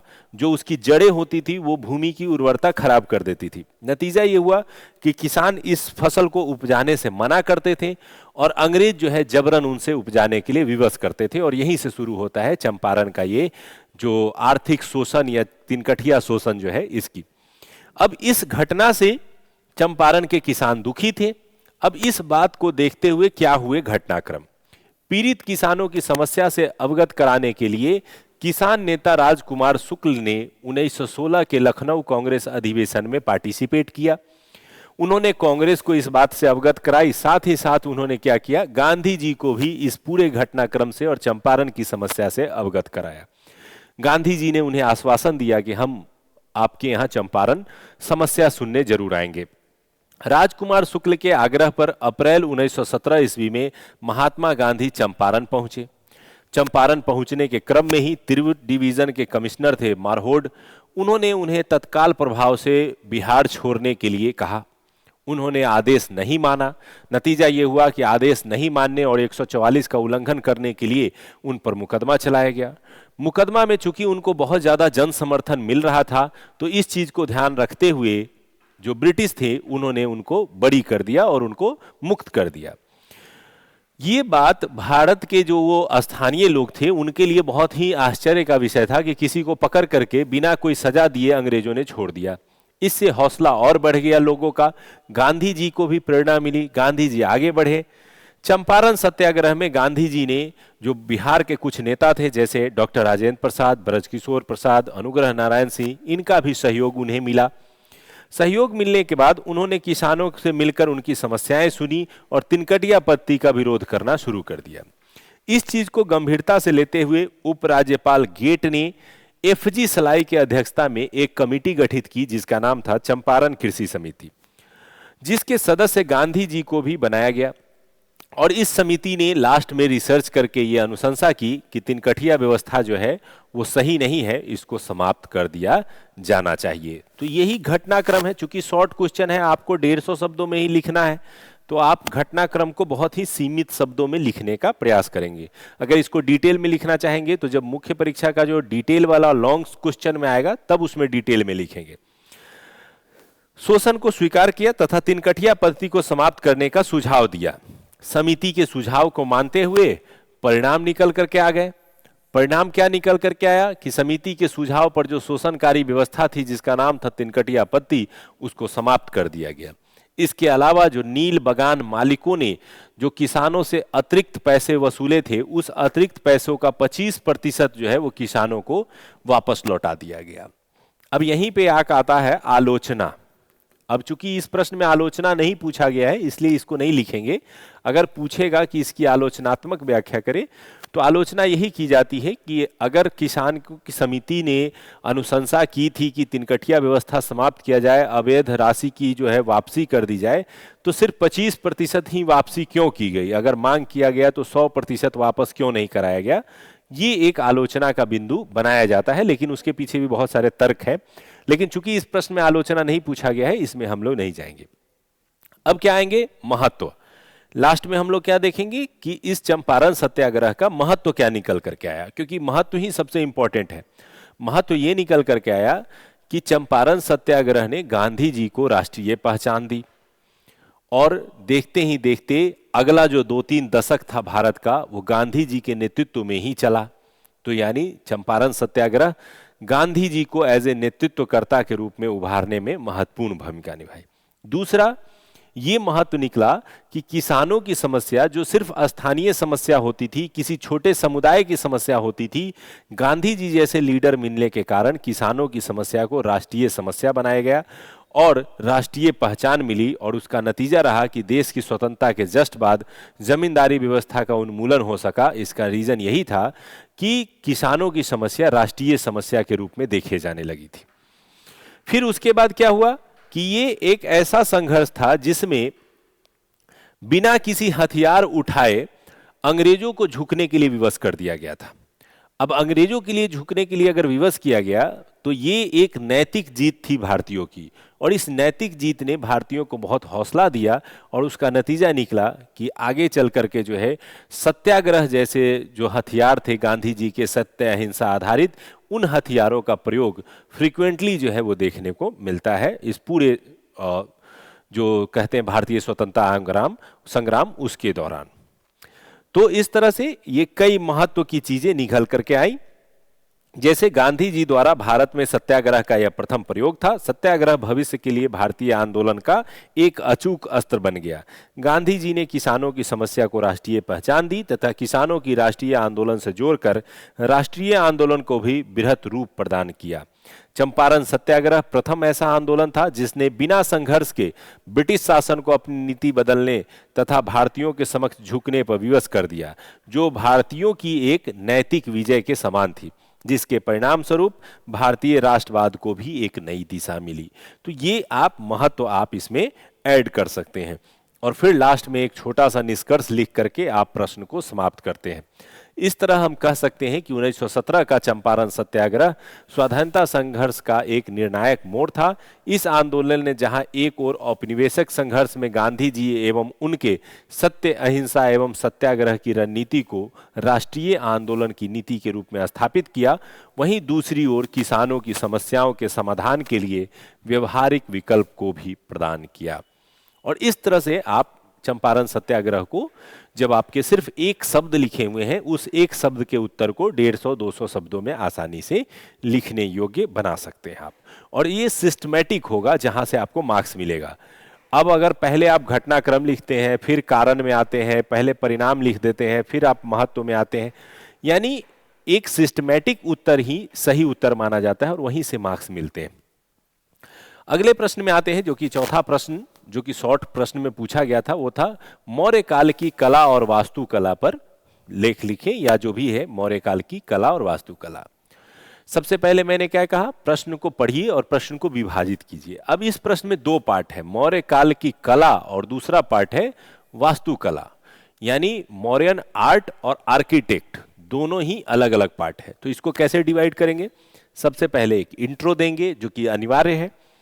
पहले पार्ट में मौर्य काल की जो कला थी, विभिन्न कला, उन कला और उनकी विशेषता को थोड़ा सा दिखाएंगे। फिर दूसरा पार्ट जो है वास्तुकला, उसकी क्या क्या रूप थे और उसकी क्या विशेषता थी उसको दिखाएंगे, और फिर आएंगे निष्कर्ष की ओर। यानी इस तरह से हम पार्ट में इसको डिवाइड कर देंगे और डिवाइड करके उत्तर लिखना शुरू करेंगे। अब आपको पता है कि मौर्यन आर्ट के अंतर्गत क्या था।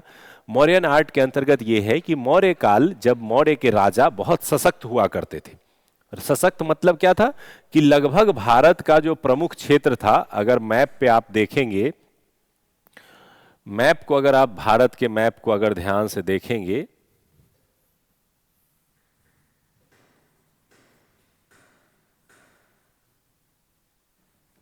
तो इस भारत के मैप पे दक्षिण भारत के कुछ हिस्सों को छोड़ दिया जाए तो ये लगभग ये संपूर्ण क्षेत्र जो है वो मौर्य क्षेत्र के रूप में जाना जाता था, और इसकी राजधानी कहां हुआ करती थी, पटना में। तो ये एक सशक्त केंद्रीयकृत शासन व्यवस्था थी जहां राजा बहुत पावरफुल होता था। अगर राजा पावरफुल होगा और वहां शांति व्यवस्था होगी, उसको रोज रोज लड़ाई नहीं करना पड़ रहा होगा, हमेशा उसको निश्चिंत रहना है कि नहीं मुझको कोई नहीं हरा सकता है, मुझ पे कोई आक्रमण नहीं कर सकता है, तो वो राजा कला के क्षेत्र में काम करेगा। क्योंकि ह्यूमन नीड्स के अनुसार सबसे पहले आदमी को क्या चाहिए, रोटी कपड़ा मकान, फिर चाहिए शांति व्यवस्था, और फिर जब ये सारी चीजें मिल जाती है तो उसका मन करता है कि कुछ कला किया जाए, कुछ कला से रिलेटेड चीजों पे काम किया जाए। तो इसी तरह से मौर्यकालीन व्यवस्था के अंतर्गत जो केंद्रीकृत शासन व्यवस्था थी वो इतनी मजबूत और सशक्त थी और इतनी शांति प्रिय व्यवस्था थी कि उस दौरान कला का बहुत विकास हुआ। और कला का विकास दो पार्ट में हुआ। एक तरफ जब राजा जो शांति से एकदम भरपूर थे, उन राजा ने अपने क्षेत्र में कला से रिलेटेड काम कराए, और दूसरा जो उस समय के आम नागरिक थे, उन आम नागरिकों ने भी कला का विकास किया। तो इसीलिए कला को इस समय में दो पार्ट में बांटते हैं। जिन कला का विकास राजा के नेतृत्व में हुआ उसे राजकीय कला, और जो आम नागरिकों के भी सहयोग से हुआ उसे लोक कला के रूप में जाना जाता है, जिसकी चर्चा हम लोग यहाँ करेंगे। और फिर जो राजा के नेतृत्व में या लोगों के नेतृत्व में जो वास्तुकला यानी आर्किटेक्ट के क्षेत्र में डेवलपमेंट हुआ, उसको इस पार्ट में लिखेंगे, और फिर हम लोग निष्कर्ष पे पहुंचेंगे। तो चलिए थोड़ा सा देखते हैं इसको। प्राचीन भारतीय इतिहास कला परंपरा की दृष्टि से अत्यंत ही समृद्ध एवं गौरवशाली रही। भारतीय उपमहाद्वीप में इस गौरवशाली कला परंपरा को अस्थायी आधार मौर्य काल में ही मिला। अब चूंकि कला का विकास भारत में तो सिंधु घाटी सभ्यता से देखने को मिलती थी, लेकिन सिंधु घाटी सभ्यता के पतन के बाद जब वैदिक सभ्यता आया, महाजनपद का दौर आया, तो कला का विकास बहुत ही सीमित रहा। उस कला के अस्थायी विकास का दौर जो है वो वास्तव में मौर्यन काल से ही शुरू होता है। तो इसीलिए भूमिका में इसकी आप चर्चा कर सकते हैं कि भारत में कला की जो शुरुआत है वो सिंधु घाटी सभ्यता से मानी जाती है, लेकिन इस कला को अस्थायित्व और कला को जो एक विस्तृत रूप मिला वो मौर्यन काल के दौरान मिला। पहले कला जहां मिट्टी और लकड़ी पर आधारित थी और इन्हीं का ज्यादा प्रयोग होता था, उसे अस्थायी बनाने के लिए पाषाण यानी पत्थरों का प्रयोग जो है वो मौर्य काल में देखने को मिलता है। और इस काल में कला के सिर्फ एक रूप नहीं, बल्कि स्थापत्य कला, मूर्ति कला, लोक कला का जो है वो व्यापक विकास देखने को मिलता है। अब जो मेन पार्ट था क्वेश्चन का कि मौर्य काल के दौरान कला का विकास, तो मौर्य काल के दौरान कला के दो तरह से विकास हुए। पहला था जो राजा के नेतृत्व में हुआ उसे राजकीय कला कहा गया, और जो लोगों के नेतृत्व में हुआ उसे लोक कला कहा गया। राजा के नेतृत्व में चार पांच चीजें बहुत महत्वपूर्ण रूप से देखी जाती हैं, जैसे राजप्रसाद, जो चंद्रगुप्त मौर्य ने पटना में अपने लिए महल बनवाया था उसे राजप्रसाद कहा जाता है। दूसरा है स्तंभ, तीसरा है स्तूप, चौथा है गुहा विहार, पांचवा है मूर्ति कला के क्षेत्र में किया गया कार्य। जबकि लोगों के द्वारा मुख्य रूप से मूर्तियों का निर्माण किया गया और कुछ स्तरों पर बर्तनों का निर्माण देखने को मिलता है। ये इस तरह से हम इसको विभाजित करेंगे। राजकीय कला और लोक कला को चाहेंगे तो थोड़ा थोड़ा डिफाइन कर सकते हैं, लेकिन चूंकि ये शॉर्ट प्रश्न है, 150 शब्दों में ही सारी चीजें लिखनी है, इसलिए थोड़ा सा इससे बचा जाता है, लेकिन इस तरह के टेबल आप जरूर बना करके दिखा सकते हैं। मौर्य काल के दौरान विकसित कला को कलाविदों द्वारा राजकीय कला एवं लोक कला के रूप में विभाजित किया गया है। राजकीय कला कला के वे रूप है जिसमें राजकीय संरक्षण द्वारा कला को प्रेरित एवं संरक्षित किया गया। उदाहरण के लिए राजकीय संरक्षण में पाटलिपुत्रा स्थित राजप्रसाद, अशोक द्वारा निर्मित स्तंभ एवं स्तूप, अशोक एवं दशरथ द्वारा निर्मित गुहा विहार जो कि अभी बराबर की और नागार्जुन की गुफाओं में दिखता है, जबकि लोक कला के अंतर्गत स्थानीय स्तर पर कलाकारों द्वारा पत्थरों एवं मिट्टी से मूर्तियों का निर्माण एवं धार्मिक एवं लोक रंजक मूर्तियों के साथ बर्तनों का निर्माण देखने को मिलता है। अब इसको डिटेल करना चाहें, जब लॉन्ग क्वेश्चन आएगा तो उसमें डिटेल में हम लोग सब पार्ट बाय पार्ट डिटेल दिखाते हैं। लेकिन दूसरा पार्ट इस क्वेश्चन का क्या था कि इस पार्ट के बाद हमको दिखाना था वास्तुकला की विभिन्न रूपों को। तो मौर्य काल के दौरान जो केंद्रीकृत शासन व्यवस्था थी, इसकी चर्चा जरूर करेंगे। और शांति प्रिय केंद्रीकृत शासन व्यवस्था के होने के कारण कला के अलग अलग रूपों का बखूबी विकास हुआ। और इस दौरान स्थापत्य कला के क्षेत्र में जो प्रमुख विकास थे वो इस प्रकार से थे। जैसे स्थापत्य कला के क्षेत्र में सबसे महत्वपूर्ण था राजप्रसाद, दूसरा था अशोक द्वारा बनाया गया स्तंभ, अशोक द्वारा बनवाए गए स्तूप, अशोक और दशरथ द्वारा बनाए गए गुफाओं। ये चारों आर्किटेक्ट क्षेत्र का मौर्य काल की सबसे प्रमुख देन के रूप में देखा जाता है। राजप्रसाद की बात करें तो पाटलिपुत्र स्थित सम्राट चंद्रगुप्त मौर्य का राजप्रसाद प्राचीन काल का सबसे भव्य महल था। इस महल की भव्यता का अंदाजा इसी बात से लगाया जा सकता है कि इसके सभा भवन में ही 84 पाषाण वाले पिलर थे, यानी पत्थर के 84 पिलर पे खड़ा एक सभा भवन था। और इस सभा भवन के बारे में कहा जाता है कि इसकी लंबाई जो है लगभग 140 फीट और चौड़ाई जो है 120 फीट हुआ करती थी। और इतना बड़ा सभा भवन में राजा बैठते थे और राजा के दरबारी बैठते थे। जब इस महल को देखते हुए फाहियान भारत आया था तो उसने इस महल को देखा, और महल को देखने के बाद उसने ये कहा कि ये इंसानों की करामात नहीं है, इसका तो शायद निर्माण देवताओं ने किया होगा। तो इसी से स्पष्ट होता है कि उस समय का राजप्रसाद जो है वो कितना भव्य और कितना सुंदर था। तो इसकी चर्चा आप राजप्रसाद की 3-4 लाइन में आप आसानी से कर सकते हैं। राजप्रसाद के बाद अगर बात करें तो दूसरा जो आर्किटेक्ट सेक्टर था वो स्तंभ था। स्तंभ का मतलब पिलर।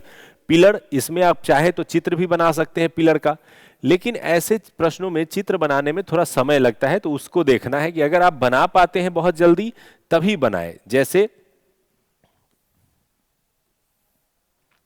इस तरह का शेप हुआ करता था, यहां पर एक उल्टा कमल का शेप होता था, ऊपर एक चबूतरा बनता था और यहां पर किसी पशु की आकृति होती थी, ठीक है, और इस तरह से पिलर बनता था। तो एक पिलर आप बना करके दिखा सकते हैं और उसको चित्र की तरह शामिल कर सकते हैं। चित्र ज्यादातर लॉन्ग क्वेश्चन में आप बनाएं क्योंकि वहां समय होता है। यहां आपको एक क्वेश्चन 5 से 7 मिनट में ही लिखने होते हैं, तो इसलिए बहुत ध्यान से आप शब्दों का चयन करते हुए अच्छे से प्रश्न भी लिख देंगे तो मार्क्स ठीक ठाक मिल जाएंगे। स्तंभ। मौर्य काल में अशोक द्वारा निर्मित स्तंभ कला के सबसे सर्वोत्तम उदाहरण है। अशोक ने इन स्तंभों का निर्माण बौद्ध धर्म के प्रचार एवं नैतिक विचारों के प्रचार के उद्देश्य से करवाया था। जैसे उसने अपने स्तंभों पर ही लिखा था कि धम्म घोष है, धम्म के प्रति आपको जागरूक होना चाहिए, पशु हिंसा नहीं करनी चाहिए, शाकाहार होना चाहिए। इस तरह की चीजों को उन्होंने, धार्मिक जो विचार और नैतिक विचार है उनका प्रचार प्रसार उन्होंने स्तंभों के माध्यम से ही करवाना शुरू किया था। अशोक द्वारा निर्मित स्तंभों की संख्या निश्चित तो नहीं है, लेकिन ऐसा माना जाता है कि 30 से अधिक स्तंभ उसने बनवाए थे। सबसे ज्यादा 15 सुरक्षित अभी तक प्राप्त हुए हैं।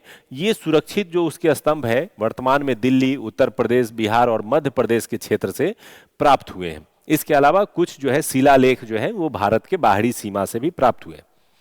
इन स्तंभों की खासियत यह है कि इस पर ब्राह्मी और खरोष्टी लिपि में धम्म लिपियां खुदी हुई हैं, जो मैसेज वो लोगों को देना चाहते थे।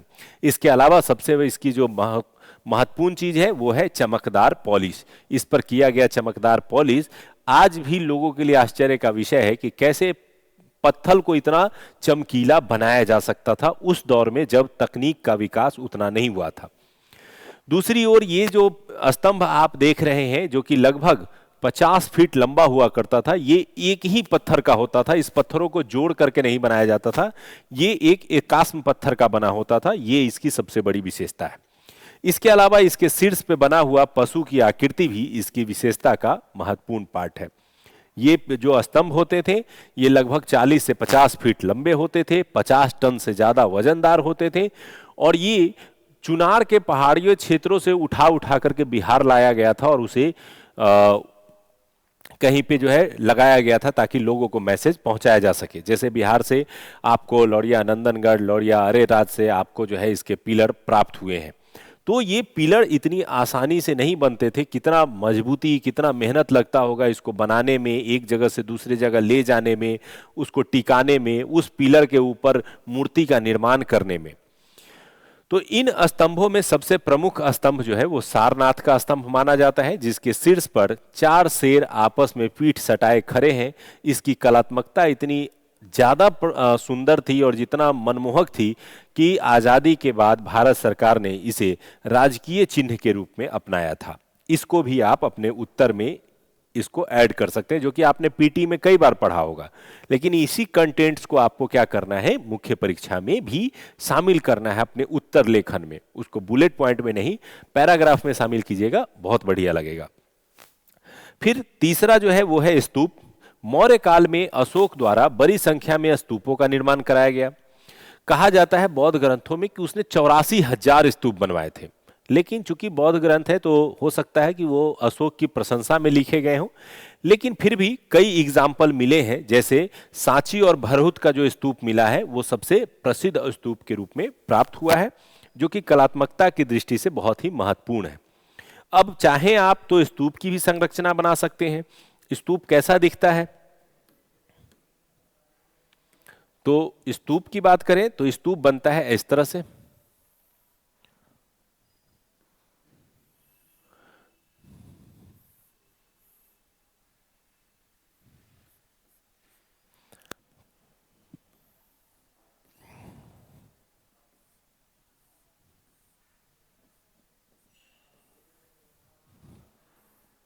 ये स्तूप इस तरह के बनाए जाते हैं। स्तूप में क्या होता है, सबसे पहले एक बाहर में क्या होता है, एक प्रदक्षिणा पथ होता है और घेरावा होता है, जिसको बाउंड्री जो हम लोग कहते हैं। और फिर उसके बाद होते हैं उसमें द्वार, जिसको तोरण द्वार कहा जाता है। इस द्वार से अंदर प्रवेश करने पर होता है एक चबूतरा, और इस चबूतरे के ऊपर होता है ये स्तूप का भाग, जिसको कहा जाता था अंड। इस अंड के ऊपर होता है एक बॉक्स, जिस बॉक्स को कहा जाता है हर्मिका। इस हर्मिका वाले बॉक्स में ही जो बौद्ध धर्म से जुड़े हुए लोग होते थे उनके अवशेष रखे जाते थे, और इनके ऊपर बनाया जाता है एक डंडा, जिसको कहा जाता है यष्टि, और इसमें 3 बने हुए ये होते हैं छत्र। और इस छत्र को कहा जाता है कि बौद्ध धर्म के 3 जो है त्रिरत्न थे, जिसे धम्म, संघ और बुद्ध कहा जाता है। बुद्ध, धम्म, संघ, वो तीनों त्रिरत्न जो है वो इसके रूप में दिखाई देते हैं। तो इस तरह की आकृति भी जब लगे कि प्रश्नों में आपको समय मिल रहा है तो आप वहां पे जोड़ सकते हैं।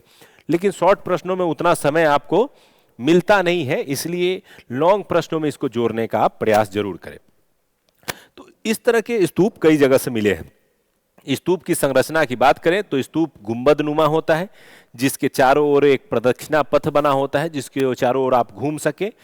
गुंबद जो कि अंड कहलाता है, उसके शीर्ष पर एक हर्मिका होता है। उस हर्मिका में बुद्ध के अवशेष रखे जाते थे, और हर्मिका के ऊपर यष्टि और छत्र बने होते हैं, जो बौद्ध धर्म के त्रिरत्न बुद्ध, धम्म और संघ को प्रदर्शित करता है। और इस तरह से ये जो कल्चर है स्तूप बनाने का, ये भी अशोक के समय में ही विख्यात हुआ था। इसके अलावा बात करें तो गुहा विहार की चर्चा करते हैं। गुहा विहार जो है अशोक के टाइम में देखने को मिलता है। मौर्य काल में अशोक एवं उसके पौत्र दशरथ ने भिक्षुओं के निवास करने के लिए पहाड़ों को काट करके गुफाओं का निर्माण शुरू किया, जो कि आर्किटेक्ट सेक्टर का एक बहुत ही अभूतपूर्व खोज माना जाता है। भारत में इससे पहले गुफाओं का निर्माण नहीं होता रहा था।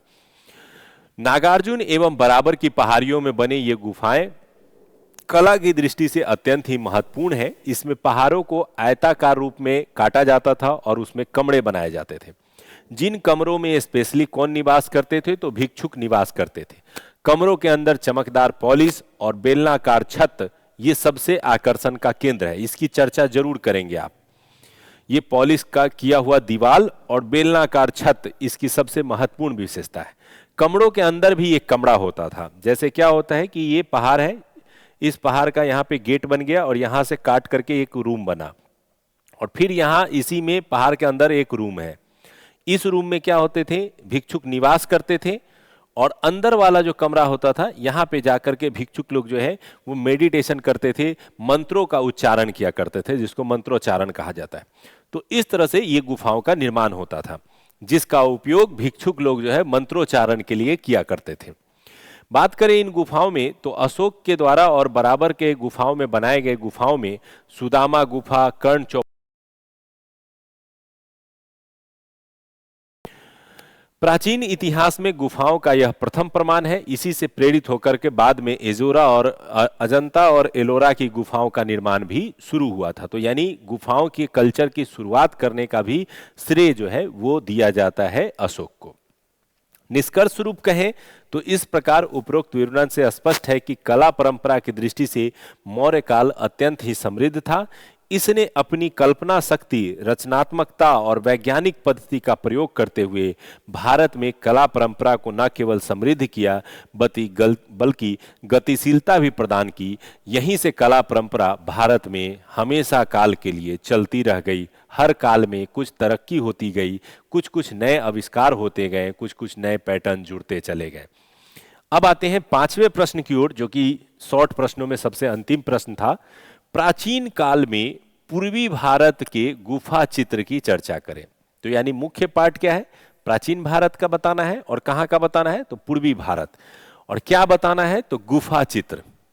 तो गुफा चित्र क्या होता है, तो अभी हम लोगों ने जो चर्चा की कि बराबर की गुफा है, अब ये गुफा हो गया, इस गुफा में यहाँ पे गेट बना हुआ है, गुफा के अंदर दीवालों पे चित्र बनाए जाते थे, इसी को कहा जाता है गुफा चित्र। अब ये गुफाओं के चित्र का इतिहास क्या रहा है उसको आइए थोड़ा सा देखते हैं, समझते हैं और बात करते हैं।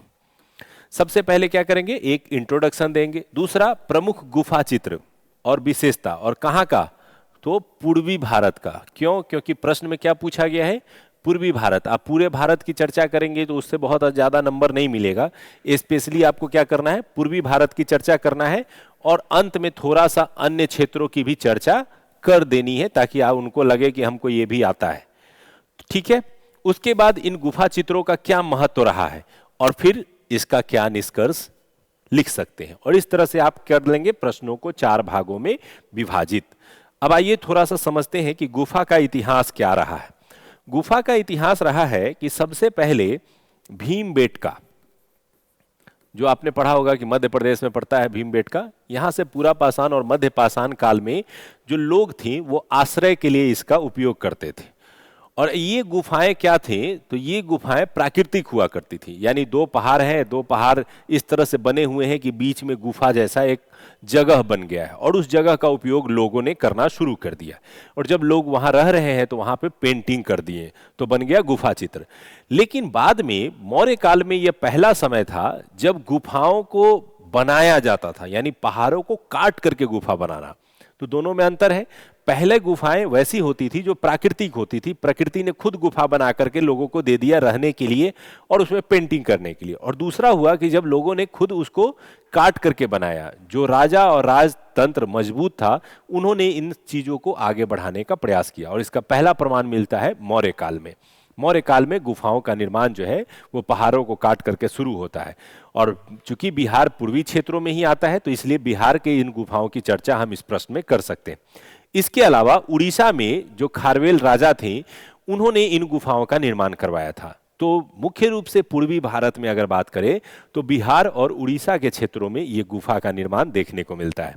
मध्य भारत में बात करें तो अजंता और बाघ की गुफाएं जो है वो मध्य प्रदेश में मिलती हैं। इसके अलावा पश्चिमी भारत में बात करें तो एलोरा की और एलिफेंटा की गुफा जो है वो पश्चिमी भारत में गुफा के रूप में मिलता है, और वहां से चित्र की बहुत सारे चित्र भी प्राप्त हुए हैं।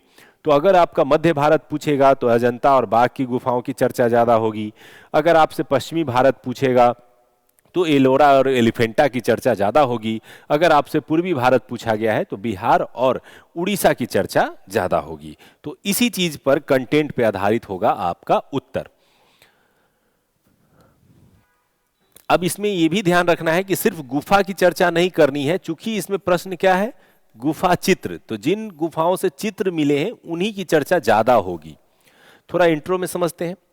भारत में गुफा निर्माण कला की एक समृद्ध परंपरा रही है। प्राचीन काल में पहले पहाड़ की कंदराओं मतलब गुफा का प्रयोग गुफा के रूप में किया जाता था। बाद में पहाड़ों को काटकर गुफा का निर्माण आश्रय एवं धार्मिक उद्देश्य, हमेशा ध्यान रखिएगा, रहने के लिए, और फिर बाद में उसमें धर्म से जोड़ करके उसका निर्माण होने लगा। इन गुफाओं की संरचना, गुफा में निर्मित चित्र एवं पॉलिश आज भी कला की दृष्टि से प्रमुख धरोहर के रूप में जाने जाते हैं। भारत में गुफा चित्रों का प्राचीनतम प्रमाण भीमबेटका से प्राप्त हुआ है। यहां से पूरा पाषाण एवं मध्य पाषाण काल के शैल चित्र मिले हैं। शैल चित्र का मतलब, शैल माने पत्थर और पत्थर पे बने हुए चित्र, वो मिले हैं। इन चित्रों में मानव जीवन के विभिन्न पहलुओं को चित्रित किया गया है, जैसे मानव शिकार कर रहा है, मानव खाना खा रहा है, मानव खेती कर रहा है। इन घटनाओं को जो है पत्थरों पर चित्रित किया जाता था। और चित्र कैसे बनाए जाते थे, तो ये गोल, ये आदमी, ये हाथ हो गया, ये उसका पैर हो गया चित्र। अब ये धनुष लेकर के ऐसे तीर बनाए हुए हैं, ये हो गया धनुष। अब ये हो गया शैल चित्र। शैल चित्र ऐसे ही होते थे। तो सबसे पहले इसको रेखीय चित्र कहा जाता था, कि रेखा के मदद से चित्र को दिखाने का प्रयास किया गया है। तो भीमबेटका से जो मिला है, इसी तरह के चित्र जो है मिले हैं, और इन्हीं चित्रों की सहायता से उन्होंने क्या किया, रेखीय चित्रों का मानव जीवन का जो विभिन्न घटना है उनको दिखाने का प्रयास किया। अब चूंकि इस समय तक रंगों का आविष्कार हुआ नहीं था, तो वो क्या करते थे कि पत्थरों को पीस करके, जो लाल कलर का पत्थर होता था उससे लाल कलर बना लेते थे। और ज्यादातर जो शुरुआती दौर में जो कलर का प्रयोग हुआ है वो रेड कलर का ही प्रयोग देखने को मिलता है, जिसको गेरुआ कलर भी कहा जाता है। तो शैल चित्रों में मुख्य रूप से गेरुआ, लाल और सफेद रंगों का ही प्रयोग मिलता है, क्योंकि वो आसानी से बनाए जाते थे।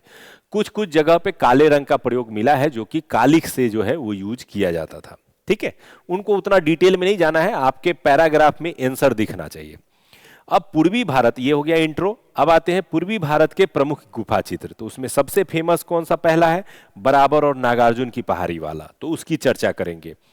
पहाड़ों को काटकर गुफा निर्माण का पहला प्रमाण जो है वो बिहार में मिलता है।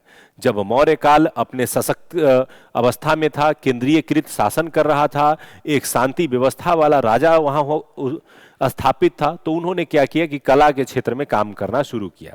अशोक ने आजीवक संप्रदाय के भिक्षुकों के रहने के लिए गुफा का निर्माण कराया। इसके बाद उसे देखते हुए उसके पौत्र दशरथ ने भी गुफा का निर्माण कराया था। इन गुफाओं की बात करें तो थोड़ा सा पैराग्राफ पढ़ते हैं। पहाड़ों को काट करके गुफा निर्माण का प्रथम प्रमाण बिहार के गया, जो कि वर्तमान में जहानाबाद में मिलता है, बराबर की पहाड़ी में 4 गुफाएं तथा नागार्जुन की पहाड़ी से 3 गुफाएं प्राप्त हुई हैं। इन गुफाओं का संबंध मौर्य काल से है। इनका निर्माण जो है आजीविकों के आश्रय एवं धार्मिक उद्देश्य से कराया गया था। बात करें बराबर की पहाड़ी की, तो बराबर की पहाड़ी में कर्ण चौपार, लोमस ऋषि गुफा, सुदामा गुफा और विश्व झोपड़ी गुफा जो है वो स्थित है। और नागार्जुन की पहाड़ी में बात करें तो गोपी, वदिति और वापिया, ये नाम से जो है वहां पे गुफाएं मिली हैं। इसमें जो बराबर की गुफाएं हैं, इसमें से लोमस ऋषि गुफा अपने बाहरी आवरण के कारण सबसे ज्यादा प्रसिद्ध है, क्योंकि उसकी सजावट जो है वो बहुत ही बेहतर है। अब इस तरह से थोड़ा सा संक्षिप्त विवरण दिए। अब इन गुफाओं की विशेषता क्या थी उसको थोड़ा सा दिखाइए, क्योंकि ये आर्ट एंड कल्चर से प्रश्न है। आर्ट एंड कल्चर से जब प्रश्न होगा तो उसके कला संबंधी जो विशेषता है इसको जरूर दिखाना है, क्योंकि इन्हीं विशेषताओं के लिए ये प्रश्न पूछे जाते हैं। सिर्फ ये नहीं कि कौन बनवाया, किसने बनवाया और कब बनवाया, ये नहीं है। इसलिए ज्यादा महत्वपूर्ण है कि उन गुफाओं की खासियत क्या है, उस कला की खासियत क्या है। तो खासियत ये है कि लोमस ऋषि गुफा जो बना हुआ है उसके प्रवेश द्वार को काटा गया है और प्रवेश द्वार पर एक डिजाइन बनाया गया है। उस डिजाइन में हाथियों की सजावट देखने को मिलती है। आप ध्यान से देखे होंगे तो इस तरह का वहां पे गेट बना हुआ है और गेट के चारों तरफ, और इनमें जो है हाथियों की संरचना जो है बनी हुई है इस तरह से। तो ये गेट को पहाड़ में ही काट करके हाथियों वाला गेट बना देना, ये कला की महत्वपूर्ण विशेषता को दर्शाता है। तो यानी एक गेट और गेट में भी सजावट, ये सबसे महत्वपूर्ण विशेषता। फिर जब अंदर प्रवेश करते हैं तो आयताकार कमरा है और कमरे के अंदर भी एक छोटा कमरा है जो कि अध्यात्म के लिए और मंत्रोच्चारण के लिए बनाया गया था। तो कमरे के अंदर कमरे की कटाई करके बनाया जाना एक बहुत बड़ी विशेषता है। उसके बाद कमरे की जो दीवारें हैं उन दीवारों पर चमकदार पॉलिश किया गया है, जो कि आज के समय में तो आसान लगता है कि ग्रेनाइट पत्थर का बना होगा, लेकिन जिस टाइम पीरियड में, मौर्यन टाइम पीरियड में अगर बात करें तो आज से 2000 से ऊपर साल पहले इस तरह के गुफाओं का निर्माण किया जाना और उन गुफा पे पॉलिश किया जाना और उस पॉलिश की चमक आज भी बरकरार रहना किसी आश्चर्य से कम नहीं है। उसके अलावा कमरे में ब्राह्मी लिपि में उत्खनित मंत्र भी लिखे हुए हैं दीवालों पर, और कुछ जो है रेखा चित्र भी बनाए गए हैं जो कि उसकी सुंदरता को दर्शाते हैं। इसके अलावा कमरे की छत जो है वो आयताकार बेलनाकार बनाया गया है, जो कि बहुत ही सुंदर देखने में लगता है। तो ये जो प्रमुख विशेषताएं हैं इनको आप इसके साथ ऐड करेंगे। पूर्वी भाग के और पहाड़ी और गुफाओं की बात करें तो ओडिशा में उदयगिरी और खंडगिरी की पहाड़ियों से भी गुफा प्राप्त हुए हैं, जो कि महत्वपूर्ण है पूर्वी भारत के क्षेत्र में। ओडिशा में उदयगिरी एवं खंडगिरी पहाड़ी से भी प्राचीन काल के गुफा चित्र प्राप्त हुए हैं। उदयगिरी में कुल 18 गुफाएं मिली हैं, जबकि खंडगिरी में कुछ 15 गुफाओं की श्रृंखला देखने को मिली है। इन गुफाओं का निर्माण भी मुख्य रूप से आश्रय स्थल के रूप में ही किया गया था। इसमें भी धार्मिक लोग ही रहते थे, तो आश्रय और धर्म दोनों जुड़ करके यहाँ पे आते हैं। इन गुफाओं की विशेषता देखें तो गुफा के प्रवेश द्वार पर दो संतरी जो है वो मूर्ति के रूप में खड़े हैं, जैसे कि किसी राजा के स्वागत में खड़े होते हैं। तो इस तरह से जो मुख्य ऋषि होते थे उस ऋषि के गेट पे इस तरह की आकृति बनाई जाती थी, तो वो देखने को मिला है। गुफा संख्या 1 जो कि रानी की गुफा कहलाती है, वो 2 मंजिला बनाई गई है। तो जैसे बिहार के गुफा में गुफा के अंदर गुफा था, इसमें गुफा के ऊपर गुफा, यानी 2 मंजिला गुफा की पद्धति जो है वहां से देखने को मिली है।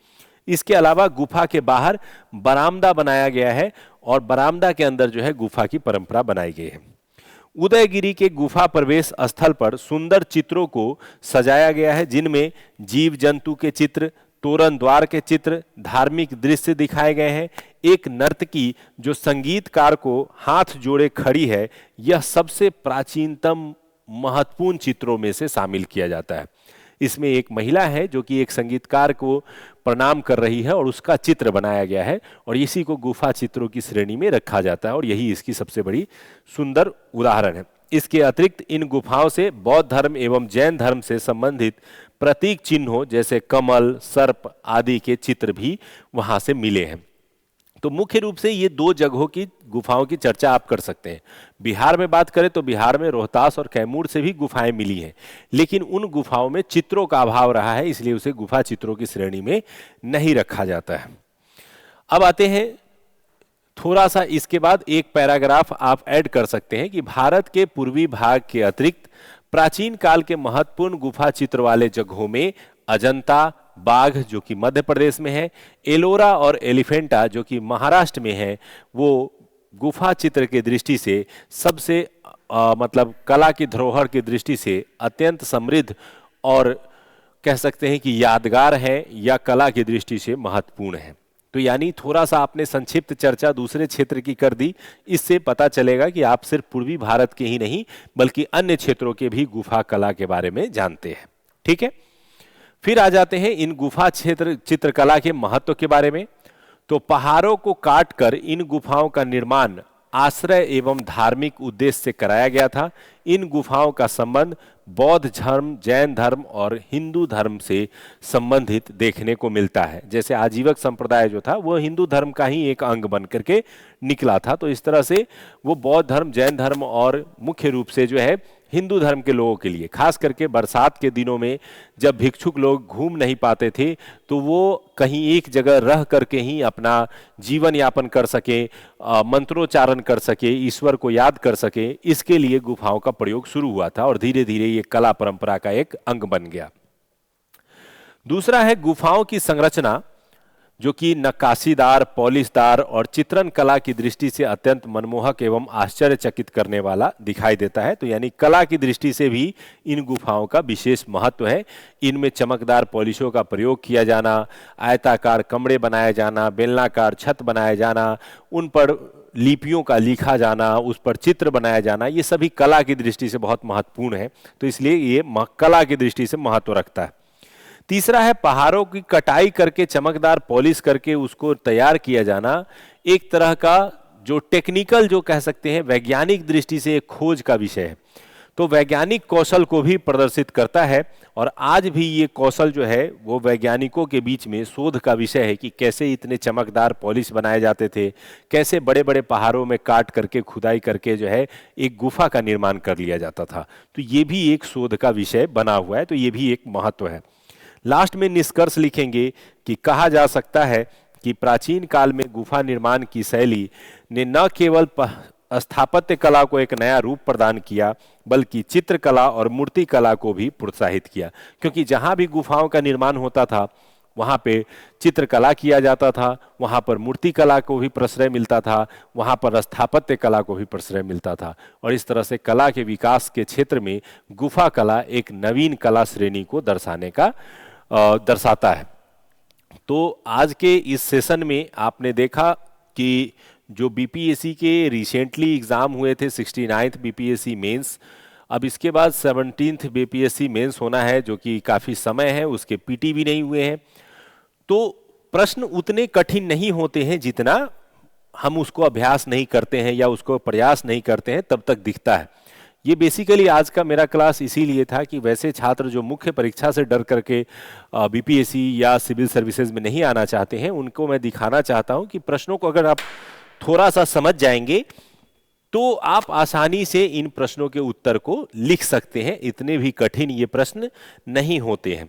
अगले क्लास में हम लोग मुख्य परीक्षा के जो बीपीएससी के जो लॉन्ग प्रश्न पूछे गए थे, इन लॉन्ग प्रश्नों को कैसे लिखेंगे और उनमें कहाँ-कहाँ चित्र अंकित किए जा सकते हैं उस पे भी चर्चा करेंगे।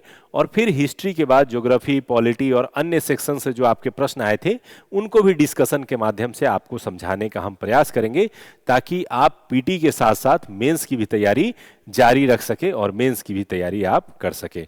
इस पीडीएफ को पाने के लिए आप हमारे टेलीग्राम चैनल पे आ जाएंगे या डिस्क्रिप्शन में इसका पीडीएफ का लिंक डाल दिया जाएगा। इस पीडीएफ को डाउनलोड करके भी आप पढ़ सकते हैं। और चूंकि आज मेरा बर्थडे है तो मुझे लगा था कि आज छात्रों से मिलने का एक अच्छा मौका है। बहुत दिन हो गए हैं आप सबसे रूबरू ज़्यादा मैं नहीं हो पाता हूँ ऑनलाइन माध्यम से, तो आज एक बहुत ही अच्छा मौका था, इसीलिए मैंने अपना समय निकाला और आप सभी के बीच आया। आशा करते हैं कि ये मुख्य परीक्षा का संबंधित जो ये कंटेंट था आपको समझ में आया होगा। जो मैं समझाना चाहता था वो आप अच्छी तरह से समझ पाए होंगे। कमेंट सेक्शन में ज़रूर बताएं कैसा लगा क्लास। तो आगे भी हम लोग मुख्य परीक्षा और पीटी से रिलेटेड चीज़ों पर चर्चाएं करते रहेंगे। Thank you.